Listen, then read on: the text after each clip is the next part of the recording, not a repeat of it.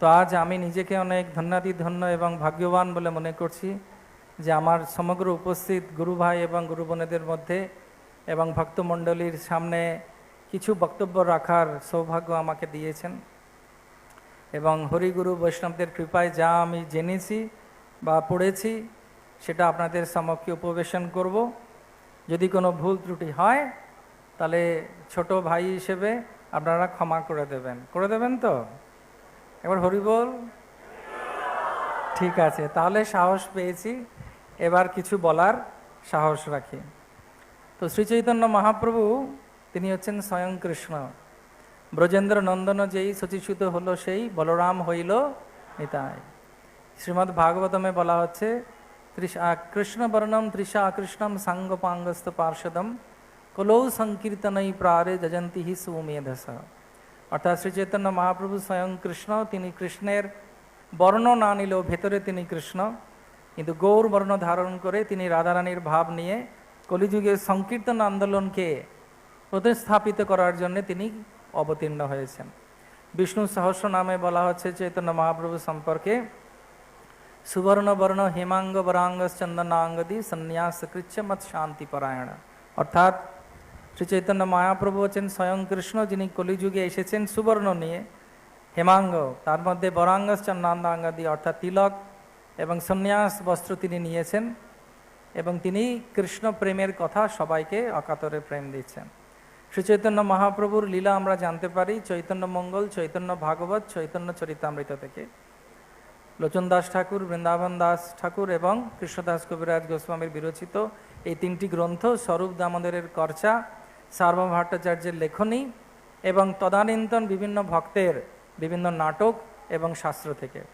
শ্রী চৈতন্য মহাপ্রভু 48 বছর ধরাধামে এই লীলাবিলাস করেছিলেন। কত বছর? এই 48 বছরের ভেতরে 24 বছর নবদ্বীপ মায়াপুরে এবং বাকি 24 বছর তিনি জগন্নাথপুরীতে সন্ন্যাস নিয়ে তিনি অবস্থান করে লীলাবিলাস করেছিলেন। এবং এই জগন্নাথপুরী 24 বছরের ভেতরে 18 বছর তিনি পুরীতে ছিলেন, আর 6 বছর তিনি দাক্ষিণাত্য পরিভ্রমণ, বৃন্দাবনের লুপ্তধাম উদ্ধার এবং জগৎকে শিক্ষা দেবার জন্য আপনে আচরে প্রভু সবারে শিখায়, তিনি সবাইকে শিক্ষা দেবার জন্য তিনি প্রকট হয়েছিলেন। ভগবান ভগবদ্গীতায় বলেছেন, কি বলেছেন? সর্বধর্মাং পরিত্যাজ্য মাম একম শরণং ব্রজ অহং ত্বং সর্ব পাপেভ্যো মোক্ষ স্বামী মা শুচ। তো সর্বধর্মাং পরিত্যাগ করার জন্য ভগবান বললেন, কিন্তু ভগবান দেখালেন না যে কিভাবে সর্বধর্মাং পরিত্যাগ করতে হয়। এবং সবাই নিজের মতো করে চিন্তা করছিল যে সর্বধর্মাং কথার অর্থ কী। সেই জন্যে শ্রী চৈতন্য মহাপ্রভু এবং নিত্যানন্দ প্রভু হচ্ছেন বলরাম, আর গৌরাঙ্গ মহাপ্রভু হচ্ছেন স্বয়ং কৃষ্ণ। তিনি আবার এই ভূতলে অবতীর্ণ হলেন। একা নন, শ্রী চৈতন্য এবং নিত্যানন্দ প্রভু সবাই মিলে তার পার্শ্বদের সঙ্গে এলেন। শ্রীকৃষ্ণ চৈতন্য প্রভু জীবে দয়া করি সপার্শ্বদস্যীয় ধাম সহ অবতরী, অত্যন্ত দুর্লভ প্রেম করিবারে দান শিখায় শরণাগতি ভগতের প্রাণ। তো মহাপ্রভু যখন এলেন এবং তিনি যখন আমাদেরকে শেখাচ্ছেন যে ভক্তি কি, সেই সম্পর্কে বলতে গিয়ে শ্রী চৈতন্য মহাপ্রভু অনেক জায়গায় মহাপ্রভু তিনি তার নিজের লীলা প্রকটের মাধ্যমে দেখিয়েছেন আমাদের কি করা উচিত। সর্বধর্মাং পরিত্যাজ্য মানে কি? স্বাভাবিকভাবেই যদি আমরা বিবেচনা করি, প্রত্যেকটি জীব হচ্ছে স্বতন্ত্র, তাই না? প্রকৃতি ক্রিয়মানানি গুণৈ কর্মাণি সর্বস অহংকার বিমূঢ় আত্মা কর্তা অহম ইতি মান্যতে।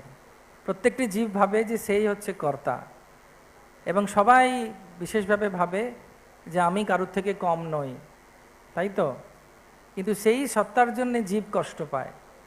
এবং কৃষ্ণ ভগবদ্গীতায় ভগবান কৃষ্ণ অর্জুনকে বলছেন যে জীবের কষ্ট পাওয়ার মূল কারণ হচ্ছে মন, তাই না? অর্জুন বলছেন চঞ্চলং হি মন কৃষ্ণ প্রমাদ বলবৎ দৃঢ়ম। এবং কৃষ্ণ তখন অর্জুনকে বলছেন, হ্যাঁ তুমি ঠিক বলেছ। এবং এই যে মন, যেটা সম্পূর্ণরূপে অহংকারে মত্ত হইয়া নিতাই পদ পাশরিয়া অসত্যরে সত্য করে মানে, এবং সেই কারণে তো কৃষ্ণ অর্জুনকে সাহায্য করলেন যাতে কিভাবে এই মনটাকে আমরা ভগবানের চরণে নিবেদিত করতে পারি, এবং সেটা আবার চৈতন্য মহাপ্রভু নিজে দেখালেন। তো ভগবান ভগবদ্গীতায় অর্জুনকে বলছেন, আপনারা সবাই জানেন এই শ্লোকটি, আমার সঙ্গে বলতে পারেন, ধায়ত বিষয়াং পুংসাৎ সঙ্গস্তেষু প্রজায়তে সঙ্গত সঞ্জায়তে কামাৎ কামাৎ ক্রোধ বিজায়তে ক্রোধেত ভবতি সম্মোহ সম্মোহাৎ বিধিভংসাৎ প্রীতিভংসাৎ বুদ্ধিনাশাৎ প্রণশ্যতি। একটি জীব, এই পাঁচটা ইন্দ্রিয় আছে। এই পাঁচটা ইন্দ্রিয় কি কি জানেন? কারা কারা বলতে পারবে?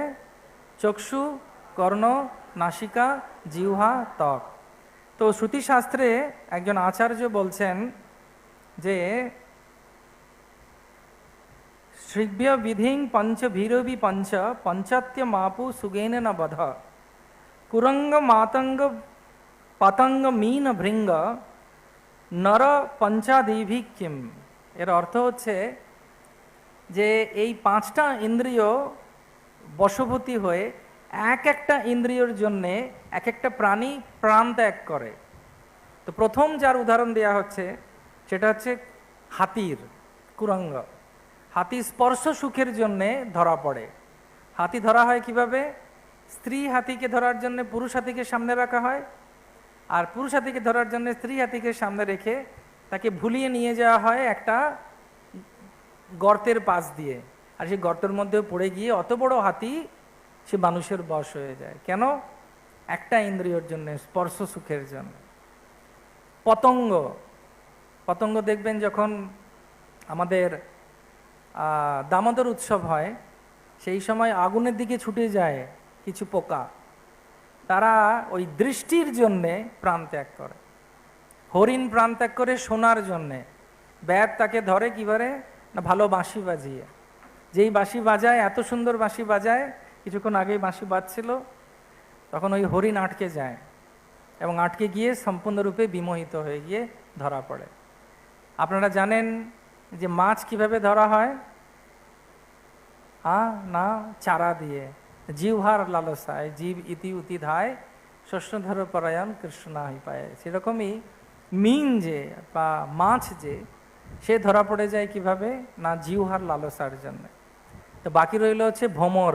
ভ্রমর করে কি, এত সুগন্ধের প্রতি তার আসক্তি যে পদ্মফুলের ভেতরে সে ঢুকে যায় আর ওখানেই আটকে যায় যখন পদ্মফুল রাত্রিবেলা বন্ধ হয়ে যায়। সকালবেলা যদি পদ্মবনে যান দেখবেন অনেক ভ্রমর পদ্মফুলের মধ্যেই মৃত অবস্থায় পড়ে আছে। তার কারণ হচ্ছে সুগন্ধের জন্যে চার মন ধাবিত হয়। তো সেজন্য এখানে আচার্য বলছেন এক একটা ইন্দ্রিয়র জন্যে এক একটা প্রাণী প্রাণ ত্যাগ করে, তাহলে ওই ব্যক্তি বা মানুষকে কি বলা যায় যে পাঁচটা ইন্দ্রিয়র প্রতি আসক্ত। আমরা ইন্দ্রিয়ের প্রতি আসক্ত কি না? কোথাও যখন আমরা যাই প্রথমে আমরা কি দেখি? নির্জলা একাদশীর ব্যাপারটা আলাদা। তো আমরা প্রথমে দেখি যে আমার জন্য কি আছে, খাবার জন্য কি আছে, দেখার জন্য কি আছে, শোনার জন্য কি আছে, বলার জন্য কি আছে। এবং আমরা ইন্দ্রিয় তর্পণের জন্য সবসময় চিন্তা করি কিভাবে ভোগ করব, এবং এর জন্যই আমরা কষ্ট পাই। এর লালসার জন্যই মানুষ আসক্তিতে পড়ে যায়। মাধ্যমিকের রেজাল্টে একটা ছেলে ফেল হয়ে গেছে সব সাবজেক্টে। তখন তার বাবা বলছে, দেখ পাশের বাড়ির ঝুনুকে দেখ, ওই মেয়েটা দেখ সব বিষয়ে 80 পেয়েছে, লেটার মার্ক পেয়েছে, দেখ ওকে দেখ। তা বলছে ওকে দেখে দেখেই আমি ফেল করে গেছি।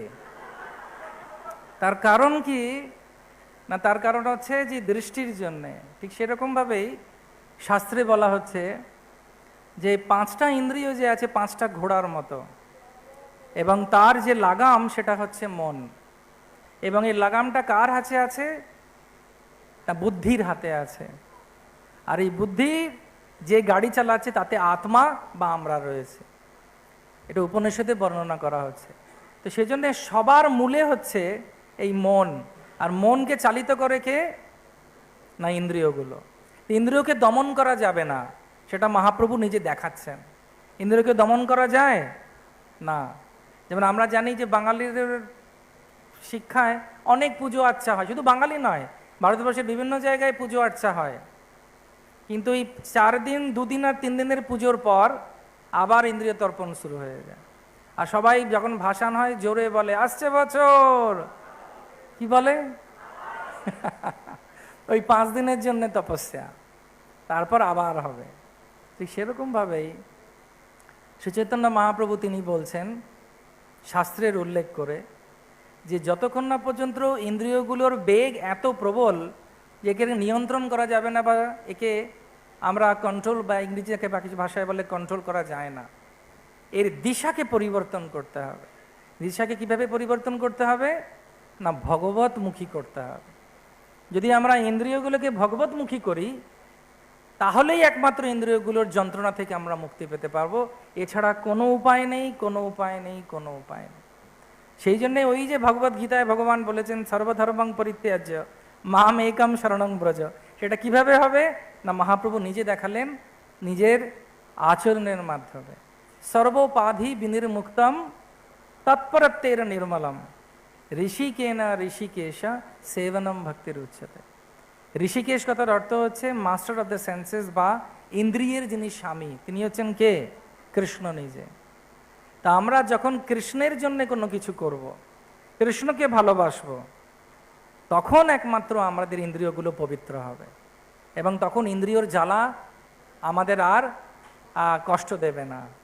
তখন আমরা সম্পূর্ণরূপে দেখব ইন্দ্রিয়গুলোকে ভগবানের সেবায় লাগিয়ে আমরা সম্পূর্ণরূপে আনন্দে রয়েছে।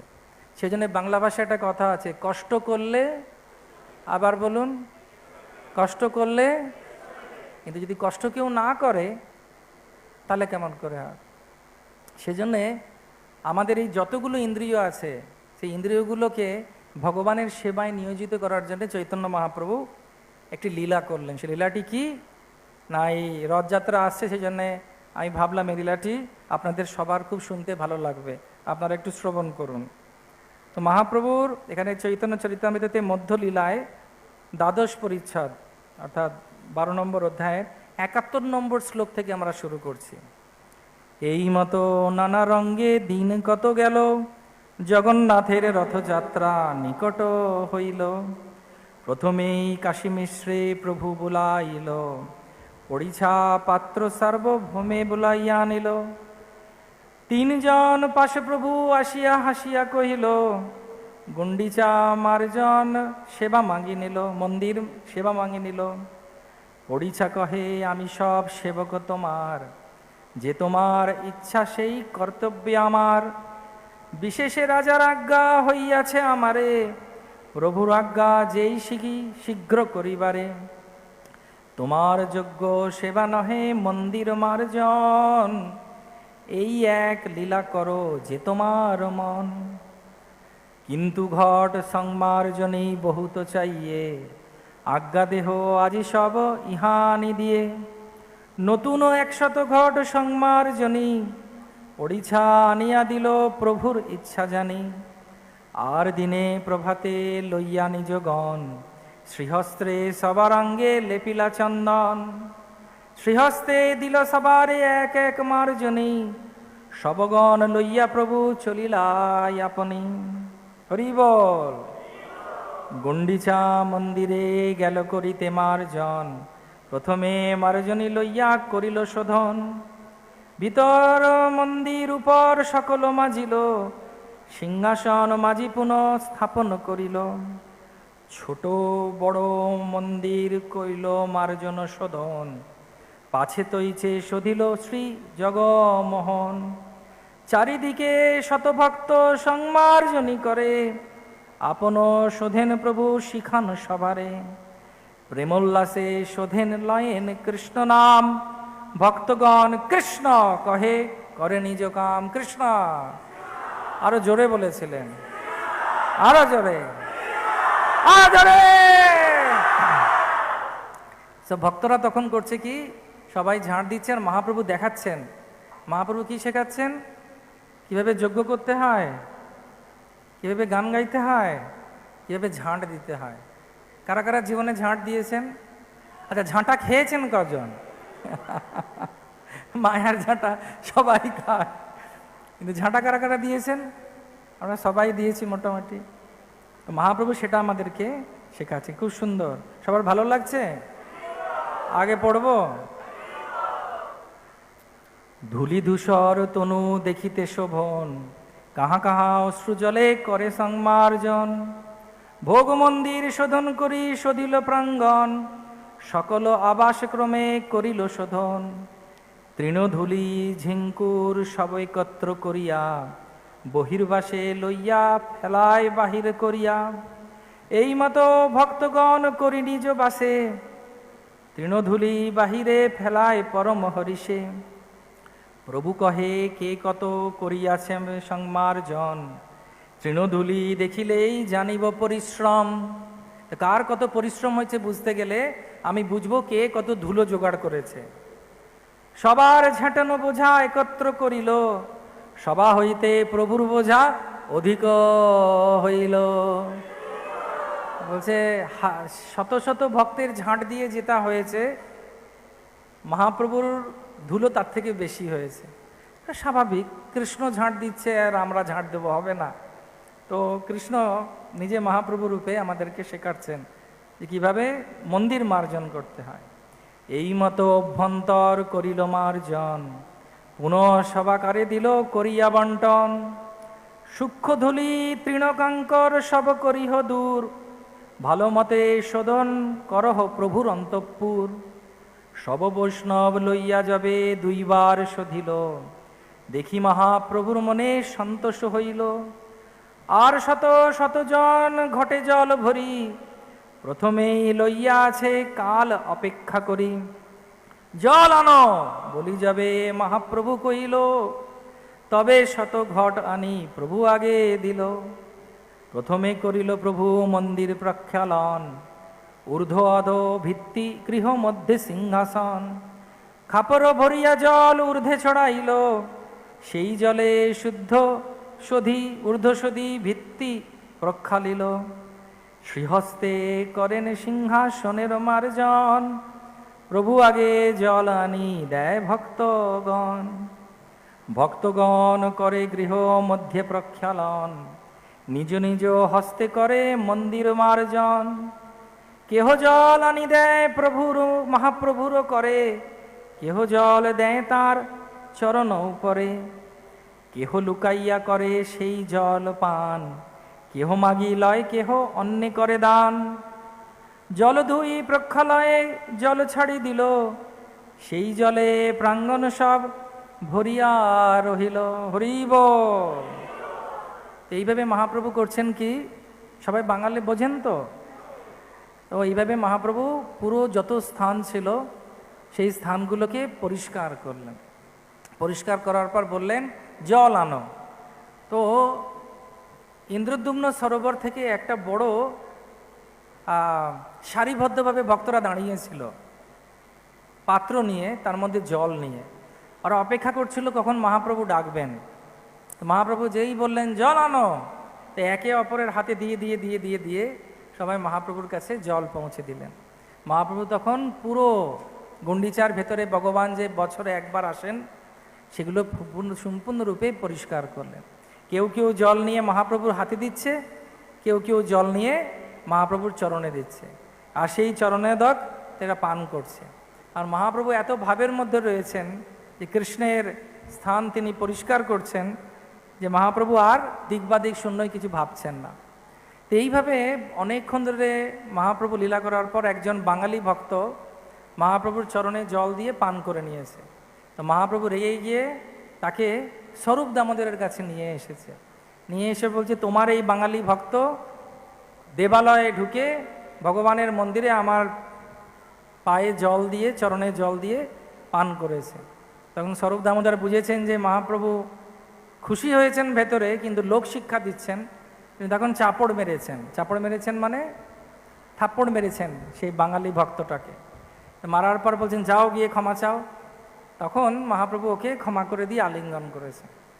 তো এইভাবে আমরা দেখি যে শ্রীচৈতন্য মহাপ্রভু এবং নিত্যানন্দ প্রভু বাঙালি ভক্তরা যারা যেতেন, মহাপ্রভু খুব খুশি হতেন তারা যখন শারীরিকভাবে বা বিভিন্নভাবে ভগবানের সেবায় যখন তারা নিয়োজিত হতেন। যদি আমাদের ইন্দ্রিয়গুলোকে আমরা ভগবানের সেবায় না লাগাই, তাহলে কিন্তু ইন্দ্রিয়গুলো আমাদেরকে খুব কষ্ট দেবে। এবং সেই জন্য অনেক সময় মনে হতে পারে, আমি অনেক সময় দেখি মন্দিরে কাউকে বললাম এই সেবাটা যাতে হয়ে যায়, সে দেখি পরবর্তীকালে আর হয় না। আল্লাহ তোমাকে বলেছিলাম, তুমি বলনি কেন, করনি কেন সেবাটা? বলছে আমি আরেকজনকে দিয়েছিলাম। তাকে ডাকো, সে বলছে আমি আরেকজনকে দিয়েছিলাম। আমি বললাম যে এরকম কেন করেছো? বলছে আমরা গীতাকে মানছি, গীতায় ভগবান বলেছেন এবং পরম্পরা প্রাপ্তম এমম রাজস্বীয় বিধু, একা কেন মরবো, সবাই মিলে মরি। তো এখন ব্যাপারটা হচ্ছে যে সেটা নয়। শ্রীপাদ মাধবেন্দ্র পুরীকে ভগবান দিলেন চন্দন আনার জন্যে। মাধবেন্দ্র পুরী কি কোনো শিষ্যকে পাঠালেন? তাহলে কৃষ্ণ ওনার জন্য ক্ষীর চুরি করত? শিষ্যর জন্য চুরি করত। কিছু সেবা আছে, যদি সেবা আমাদেরকে কেউ দেয় বড়রা, ওটা ছাড়তে নেই, ওটা মূর্খামি হবে। তুলসী মহারানীর আরতি আমরা দুবার করি দিনে, তার মধ্যে একটা লাইন আসে, কি আছে? হ্যাঁ, এই নিবেদন ধরো, সখীর অনুগত করো, সেবা অধিকার দিয়ে করো নিজ দাস। আর সেবা যখন আসছে, আমি জপমালায় হাত ঢুকিয়ে বলছি একটু পরে, এখন না, সেবা আছে, হ্যাঁ কাজ করছি, সব থেকে বড় সেবা করছি। কিন্তু এই হরে কৃষ্ণ মহামন্ত্র যে আমি বলছি, তার অর্থটা কি? হে সর্বাকর্ষক কৃষ্ণ সর্বানন্দদায়ক রাম, তোমার লাদিনী শক্তি শ্রীমতী রাধারানী, তোমরা কৃপা করে তোমার প্রেমময়ী সেবায় আমাকে নিযুক্ত করো। আর যখন সেবা দিতে আসছে কেউ, আমি বলছি হরে কৃষ্ণ। ওটা দরকার আছে নিশ্চয়ই, কিন্তু ওটার ফল কি? সেবা করা। ক্রস ময়দান বলে একটা বড় প্রোগ্রাম করেছিলেন শিল প্রভুপাদ মুম্বাইতে, সেখানে সর্বসমক্ষে দীক্ষা দিয়েছেন। তো এটা খুব একটা বিশেষ ঘটনা, মন দিয়ে শুনবেন। তো সেখানে যখন সেবা দিয়েছেন, তো কয়েকজনকে ব্রাহ্মণ দীক্ষা দিয়েছেন।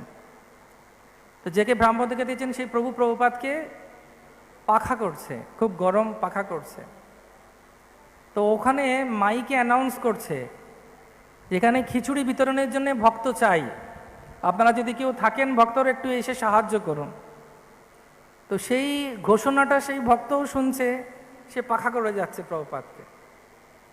তখন প্রভুপাদ অ্যানাউন্সমেন্টটা শুনছেন আর ওই ভক্তকে দেখছেন। কিছুক্ষণ পর প্রভুপাদ বলছেন, তোমার পৈতেটা আমাকে ফেরত দিয়ে দাও, তোমার এখনো ব্রাহ্মণত্ব বা বৈষ্ণবতা আসেনি, খিচুড়ি বিতরণ করো গিয়ে। সেবা না করলে কৃষ্ণকে পাওয়া যায় না। তো সেই জন্যে আরেকটি সুন্দর লীলা আছে ছিল প্রভুপাদের লীলামৃতে, যে একবার শ্রুতকীর্তি প্রভু বলে প্রভুপাদের একজন একনিষ্ঠ শিষ্য আছেন, এখনো প্রকট। তো উনি আমেরিকাতে ছিল প্রভুপাদ 7 দিনের সেমিনার দিচ্ছিলেন, কৃষ্ণ কথা দিচ্ছিলেন। আর সেখানে হাজার ভক্ত এসেছে। যেমন আমাদের এখানে পানিহাটি উৎসবে পরশুদিন প্রচুর উৎসব, প্রচুর ভক্ত আসবে। তো এরকম ভক্তরা আসছে প্রচুর। তো ওনার যে মন্দিরের অধ্যক্ষ ছিলেন, তিনি ওনাকে সেবা দিয়েছেন রান্নাঘরে থাকার জন্য। রান্নাঘরে তুমি শুধু থাকো। তো ও রান্না করে যাচ্ছে, আর প্রভুপাদ লেকচার দিয়ে যাচ্ছেন। প্রভুপাদের চরণ দর্শনও করেননি। যতবার ভাবছেন যাব, ততবার ওনার কাছে কিছু না কিছু সেবা চলে আসছে। তো এমতো অবস্থা উনি বলেছেন, দূর, যা বলেছে সেটাই করি। প্রভুপাদকে যদি দর্শন দেবার থাকে, প্রভুপাদ ঠিক দর্শন দেবেন। তো 7 দিনে দর্শন হয়নি, প্রভুপাদ চলে যাচ্ছেন। তখনও উনি রান্নাঘরে হেঁসেল ঠেলে যাচ্ছে আর ভক্তদের জন্য রান্না করছেন। তো এমতো অবস্থায় যখন প্রভুপাদ চলে যাচ্ছেন, তার কয়েক ঘন্টা আগে ওনার কাছে ওনার যে মন্দিরের অধ্যক্ষ ওনাকে একটা চিঠি পাঠিয়েছেন। তো চিঠিতে লেখা আছে, প্রভুপাদ এখন আবার বিশ্ব পরিভ্রমণ করবেন, আর তোমাকে ওনার ব্যক্তিগত সচিব হিসেবে ওনার সঙ্গে যেতে হবে। তো উনি জানেনই না যে কি হবে। তা আমরা অনেক সময় ভাবি যে সেবা মানে কি? সেবা মানে হচ্ছে বিগ্রহর সেবা বা ক্লাস দেওয়া। অনেক সময় এরকম ভাবনা আসে ভক্তর মনে, যেগুলো সর্বসমক্ষে সেবা সেগুলোই সেবা। তা কিন্তু নয়। কৃষ্ণদাস কবিরাজ গোস্বামী চৈতন্য চরিতামৃতে বলছেন যে কৃষ্ণ ভক্তির যে লতাটা, সেটা হচ্ছে একটা ডুমুর ফলের গাছ। কি ফলের গাছ? কেন ডুমুর ফলের? তার কারণ ডুমুরের সারা গায়ে ডুমুরই ফলে। দেখেছেন ডুমুর গাছ? লতায় পাতায় শাখায় ডালে ডুমুরি হয়। সেই জন্য তিনি বলছেন যা কিছুই সেবা আমরা করি না কেন, যদি সেবা করি আর যদি ভালোবেসে সেবা করি, আবার দিয়ে গেল বাবা, এইক্ষুনি মেজে দিলাম বাসনগুলো, আরও এক গাদা দিয়ে চলে গেল। আমরা একবার যখন গুরুদেবের সেবা করছিলাম, তো একজন ভক্ত ছিল, তো উনি 2-3 জন বাসন মাজছে। তো সেদিন বাসন বেশি পড়েছে, সে এত রেগে গেছে যে আমাদেরকে বলছে এবার সিলিন্ডারটা দিয়ে যাও, ওটাও মেজে দেবো আমরা, এত রেগে গেছে। তো এখন বক্তব্য হচ্ছে যে সেবা যে আমরা পাচ্ছি এটা হচ্ছে আমাদের সৌভাগ্য। শিল প্রভুপাদ বুড়ো বয়সে 70 বছর বয়সে বিদেশে যান, উনি রান্না করেছেন, উনি বাসন মেজেছেন, উনি বিগ্রহ সেবা করেছেন, ভিক্ষা করেছেন, এবং ভক্তরা চলে যাবার পর ঘর ঝাঁট দিয়ে মুছে পরিষ্কার করে পরের অনুষ্ঠানের জন্যে ঘরকে তৈরি করে রেখেছেন। তো সেজন্যে আমাদের সেই সময়কার মতো আমাদের গুরুদেবরা বা আমাদের প্রভুপাদের শিষ্য শিষ্যরা যে সমস্ত সেবা করেছেন, অত সেবা কিন্তু এখন নেই। যেমন আমি কলকাতা মন্দিরের কথা বলি, সবাই কলকাতা মন্দিরের সামনে যে পুকুরটা আছে সেখানে চান করতে যেত, সেখানে সকালবেলা চান করতে যেতে হতো, কারণ শুধুমাত্র প্রভুপাদের ঘরে প্রভুপাদের যে শৌচালয় ছিল সেখানে জল ভরা থাকতো, আর কোথাও জল ছিল না। কিন্তু এখন সেটার ব্যবস্থা নেই, আমরা অনেক সহজেই পেয়ে যাচ্ছি সব কিছু। কিন্তু কখনো ভোলা উচিত নয় যে মহাপ্রভু কি জিনিসে খুশি হবে। রথের সাজনে দেখি লোকে চমৎকার, নবহেমময় রথ সুমেরু আকার, বলিষ্ঠ দৈতাগণ যেন মত্ত হাতি, জগন্নাথে পাহান্ডি করায় হয়ে হাতাহাতি। তো মহাপ্রভু যখন দেখছেন যে পাণ্ডারা জগন্নাথকে নিয়ে পাহান্ডি করছে, রথ সুন্দর সাজিয়েছে, প্রতাপরুদ্র মহারাজ ঝাড়ু দিচ্ছেন, তো মহাপ্রভু কৃপা হলো ওনার উপরে। এবং মহাপ্রভু তখন কি করলেন, তার উপরে এত কৃপা হয়েছে যে মহাপ্রভু 5টা দলে একসঙ্গে নৃত্য করছেন, সেটা মহাপ্রভু দেখতে পাচ্ছেন। তো সেজন্যে যখনই কোনো সুযোগ বা কোনো সেবা আসে, যে কোনো রকমের সেবা হতে পারে, তন মন ধন, যেমন যেমন মহারাষ্ট্রে বলে মনসা বাচা গিরা। মনসা মানে হচ্ছে মন, বাচা মানে হচ্ছে বচন, আর গিরা মানে হচ্ছে শরীর।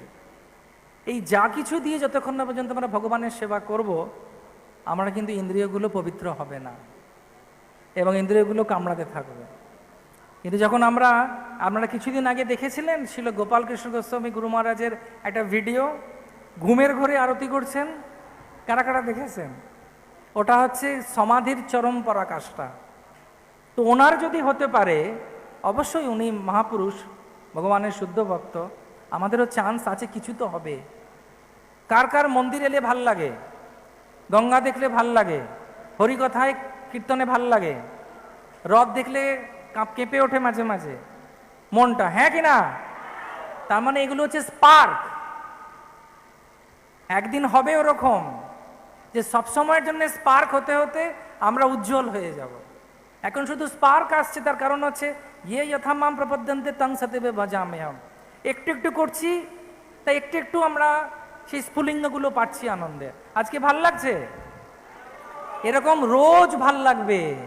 ঘুম থেকে উঠেই মনে হবে আরেকটা দিন পেয়েছি কৃষ্ণকে ভালোবাসার, আরেকটা দিন পেয়েছি জপ করার, আরেকটা দিন পেয়েছি সাধুসঙ্গ করার, আরেকটা দিন পেয়েছি বিগ্রহ দর্শন করার, আরেকটা দিন পেয়েছি ধামে আসার, পানিহাটি আসার, আরেকটা দিন পেয়েছি গঙ্গায় অবগমন করার। তখন মনে হবে না ওরে বাবারে থাক, আজকে খুব গরম। আর তার জন্যে দরকার এই চক্ষু, কর্ণ, নাসিকা, জিহ্বা, ত্বক, এদেরকে ভগবানের সেবায় লাগাবার জন্য। চোখ দেখবে কি পাশের বাড়ির টুসিকে না বাবুকে? না, চোখ কি দেখবে? ভগবানের সে বিগ্রহ। মহাপ্রভু জগন্নাথকে দর্শন করতেন, তিনি কবি কর্ণপুরের গান গাইতেন, তিনি বিদ্যাপতির গান গাইতেন, বিল্লমঙ্গল ঠাকুরের গাইতেন, কি বলে জয়দেব গোস্বামীর গান গাইতেন। এবং তিনি এমন বিভ্রমে জগন্নাথকে দর্শন করতেন, তার উপরে একজন বৃদ্ধা মহিলা উঠে নারায়ণের উপরে উঠে নারায়ণকে দর্শন করছে।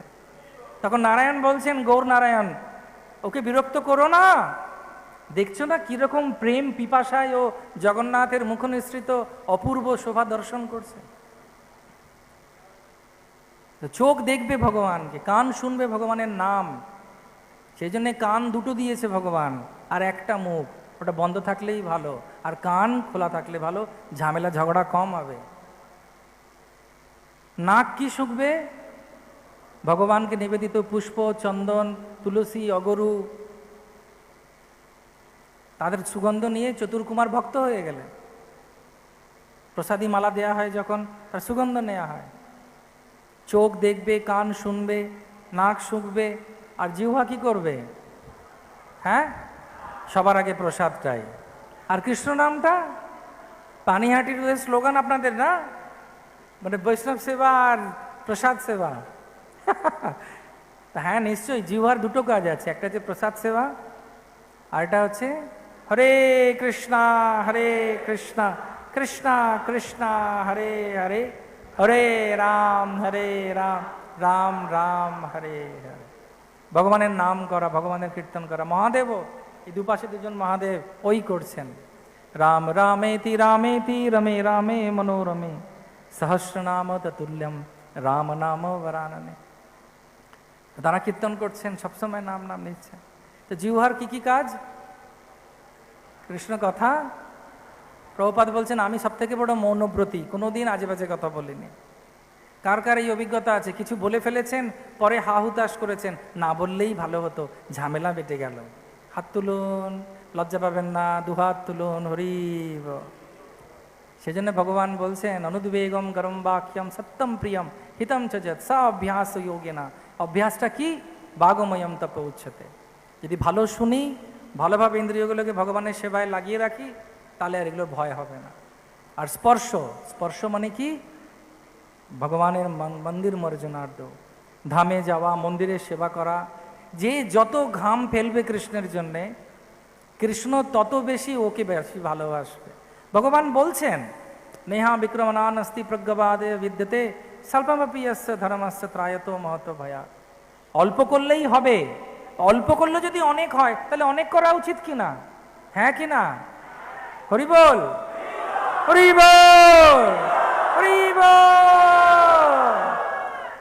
তাহলে অনেক সময় আমরা ভাবি না, অল্প করে ছেড়ে দিই, তুই করে দে, এইটি করে দে না রে, প্রভুজি, ও মাতাজি। ওটা কিন্তু মূর্খ মতো কাজ করা হবে। যতটা সামর্থ্য আছে ততটা করা উচিত। তারপরে সাহায্য লাগলে ভক্তরা তো আছেই, তারা সাহায্য করবে। সেই জন্য শ্রীচৈতন্য মহাপ্রভু নিজে এলেন। মহাপ্রভুর কি দরকার যে ঝাঁটা ধরার? অনেকে বলেন অনেক দেবদেবীরা অনেক ঝাঁটা বিভিন্ন জিনিস ধরে, আমাদের মহাপ্রভুর হাতে কি? ঝাঁটা। সবসময় মনে রাখতে হবে, ঝাঁটা দেখলেই কার কথা মনে করা উচিত? আর কি লীলা মনে করা উচিত? আর কি করা উচিত? ঝাঁট দেওয়া উচিত, একটু শরীরও ভালো থাকবে। পরিশ্রম যদি আমরা করি, আর ভগবান সেই সুযোগ দেন, ঋষিকেন ঋষিকেশা সেবনম ভক্তির উচ্চতে। প্রভুপাদ ভগবদ্গীতার তাৎপর্যে বলছেন সব থেকে উৎকৃষ্ট যে জীবন দেওয়া। দিতে পাচ্ছেন না, ঠিক আছে, পরিশ্রম দিন। পরিশ্রম দিতে পাচ্ছেন না, গুণ দিন। গুণ মানে যে গুণ আছে সেটাও দিতে পাচ্ছেন না, অর্থ দান করুন। কারণ এই তিনটে জিনিস দিয়ে কলিযুগে লোকে অর্থ সঞ্চয় করে, সেই অর্থ দান করুন। কিন্তু যে অর্থ দান করেছে তার মানে না যে সে শারীরিক পরিশ্রম করবে না, তারও করা উচিত। কারণ শারীরিক পরিশ্রম করলে কৃষ্ণের জন্যে অন্তর্গত আনন্দ পাবে কে? এই পানিহাটি উৎসব যখন শেষ হয়ে যায় কেমন লাগে? মন খারাপ লাগে। কেন খারাপ লাগে?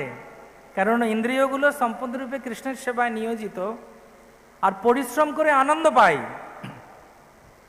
আমাদেরও কলকাতা রাধা গোবিন্দ মন্দিরে যখন রথ শেষ হয়ে যায়, আমি অনেক ভক্তকে দেখি, ভক্তির মাতাজিদের কাঁদছে। আমরা কাঁদছেন কেন?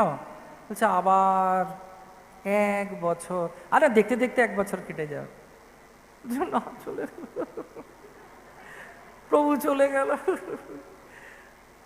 আমাদের মনে মনে খুশি হই যে ভগবানের সেবার জন্য এরা কাঁদছে। যদি পুতনা বিষ খাইয়ে মাতৃস্থান পায়, তাহলে যে ভক্ত সেবা করবে ভগবানের জন্যে, পানিহাটি উৎসবে প্রাণ দিয়ে দেবে, দেবার দরকার নেই, আপনারা শতায়ু হন আর সেবা করতে থাকুন, পরিশ্রম করবে, কৃষ্ণ তাকে দেখবে না? নিশ্চয়ই দেখবেন।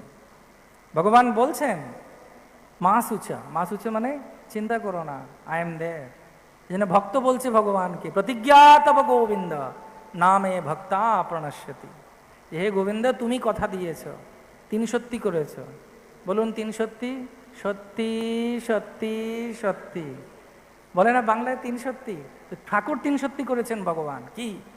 প্রতিজ্ঞা তব গোবিন্দ নামে ভক্তা প্রণশ্যতি।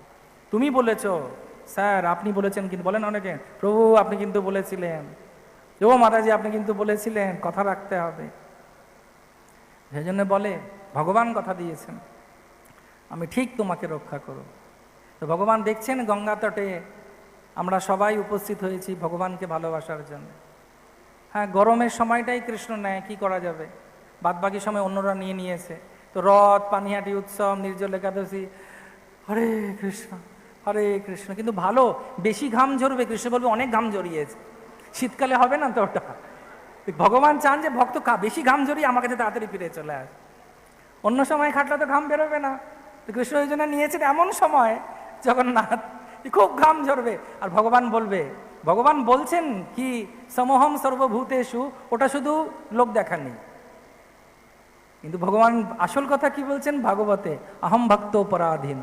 অনেকে আমাকে বলে, আচ্ছা এই গরমের সময় উৎসবগুলো কেন বিষ্ণুর? আল্লাহ ভগবান চান যে বেশি ঘাম ঝরিয়ে এই জন্মেই ফিরে যায়, কারণ ভগবান চান যে আমাদের ক্রেডিটটা বেশি দেবার জন্য। সেজন্যে গরম লাগে না। আমি দেখি জগন্নাথপুরীতে কারা কারা গেছেন, জগন্নাথকে দর্শন করেছেন, রথে দর্শন করেছেন, মন্দিরের ভেতরে দর্শন করেছেন, ঠেলাঠেলি হয় না, মারপিট হয় না, অনেকে পেটানি খেয়েছেন, আমি অনেকবার খেয়েছি পেটানি, কিন্তু তবুও আমি দেখি কেউ যায় না কোথাও, শুধু তাকিয়ে থাকে জগন্নাথের দিকে। হে দেব হে দয়িতা হে ভবনৈক সিন্ধু, হে কৃষ্ণ হে চপলা হে করুণৈক সিন্ধু, হে নাথ হে রমনা হে নয়নাভিরাম, হা হা কদানুভবিতসি পদম দিশোর মে। মহাপ্রভু গাইতেন জগন্নাথকে দেখে যে হে নয়নাভিরাম, নয়নের অভিরাম আনন্দ, করুণার সিন্ধু, আমি তোমার কবে চরণ দর্শন আমি পাব। এবং আপনারা কোথায় সেবা করার সুযোগ পাচ্ছি আমরা? নিত্যানন্দ ধাম, একচক্রা ধামের মহাপ্রভু নিত্যানন্দপ্রভু জন্মালেন, প্রেম দিলেন কোথায়? এই স্থানে। কাকে? আমাদের বৈরাগ্য আচার্য রঘুনাথ দাস গোস্বামী। সেই জন্যে একটা জীবন, যারা যারা পানিহাটির সঙ্গে যুক্ত তাদের জীবন ধন্য। আপনারা গোলক বৃন্দাবনে গেলে ওই ওই এই এই লীলাতেই আপনারা প্রবেশ করবেন, রোজ আপনারা দধিছিড়া মহোৎসবেই থাকবেন, আর রোজ নিত্যানন্দ প্রভু কোটিচন্দ্র সুশীতলার মতো এইভাবে বসে থাকবেন। হ্যাঁ, আর আপনারা দেখবেন রঘুনাথ দাস গোস্বামী আসছেন, আর আপনারা মাতাজি প্রভুরা সব ওই ফল মূল কন্দ দিয়ে দধিছিড়া বানাবেন, আর নিত্যানন্দ প্রভু আপনাদেরকে দেখে বলবেন হরি বল, বলো গৌরাঙ্গ গৌরাঙ্গ, আর সবাই এভাবে গৌরাঙ্গ গৌরাঙ্গ বলবেন। আর তারপরে মহাপ্রভু নিত্যানন্দ প্রভুর উচ্ছিষ্ট পাত্র আপনারা সবাই পাবেন। আমিও থাকবো কিন্তু, ঠিক আছে, কারণ আমাকে এই দিন ডাকা হয় কিন্তু, তো আমিও আসবো, আমরাও সবাই সেই লীলায় প্রবেশ করব। অদ্যপিও সেই লীলা করে গৌর রায়, কোনো কোনো ভাগ্যবান দেখিবেন। যার হৃদয় পরিষ্কার হয়ে গেছে, সে রাস্তা দিয়ে যাবার সময় হঠাৎ দেখবে ও লীলা হচ্ছে। রাতের বেলা আপনারা সবাই দেখবেন মহাপ্রভু লীলায় প্রবেশ করেছেন, গঙ্গা স্নান করছেন নিত্যানন্দ প্রভু, রাঘব ভবনে গিয়ে দেখবেন ওরা ওখানে উদ্দণ্ড নৃত্য কীর্তন হচ্ছে, করমচা গাছে কদম্ব বৃক্ষ ফুল ফুটেছে। হে ভক্তগণ, এগুলো অবাস্তব নয়, সম্পূর্ণ বাস্তব। আমাদের ইন্দ্রিয়গুলো দিয়ে যখন আমরা সম্পূর্ণরূপে ভগবানকে এভাবে ভালোবাসবো, ভগবানও আমাদের কাছে প্রকট হবেন। প্রভুপাদ আমেরিকাতে কীর্তন হয়েছে, ভজন হয়েছে, ভক্তরা সবাই খুব খুশি। হঠাৎ প্রভুপাদের ঘরে ঢুকে দেখছে প্রভুপাদ একটা মালা পরে আছেন, ওটা কদম্ব ফুলের মালা, আর সেই সময় আমেরিকায় ঠান্ডা শীত। তখন ভক্তরা জিজ্ঞেস করছে, প্রভুপাদ এই মালাটা এত সুগন্ধ কোথা থেকে পেলেন? বলছি এটা যদি আমি বলি কোথা থেকে পেয়েছি, তোমরা অজ্ঞান হয়ে যাবে, বিশ্বাস করবে না। হরে কৃষ্ণ। তো সেই জন্যে লেগে থাকতে হবে। শাঁখ বাজলো মানে সত্যি লেগে থাকতে হবে। যাই হয়ে যাক, ভগবান অনেক কিছু পরীক্ষা করবেন। আশ্লিষবা পাদরতাম পিনষ্টুমাম আদর্শনাম মর্মহতাম করোতু বা যথা তথা বা বিদিধাতু লম্পটো মৎ প্রাণনাথস্তু সেবনা পরা। ধন্য আপনাদের জীবন, আমাদের সবার জীবন, যে আমরা কৃষ্ণ পঞ্চতত্ত্বকে পেয়েছি, ভগবানকে পেয়েছি। আর কিছু চিন্তা করার দরকার নেই। সমস্ত ইন্দ্রিয় দিয়ে আসুন আমরা আমাদের ইন্দ্রিয়ের স্বামী ভগবান ব্রজেন্দ্রনন্দন কৃষ্ণচন্দ্রকে আপনাদের সব কিছু দিয়ে দিই। এইখানে রহিল আজ অমৃত লহরী, দুহাত তুলিয়া বলো,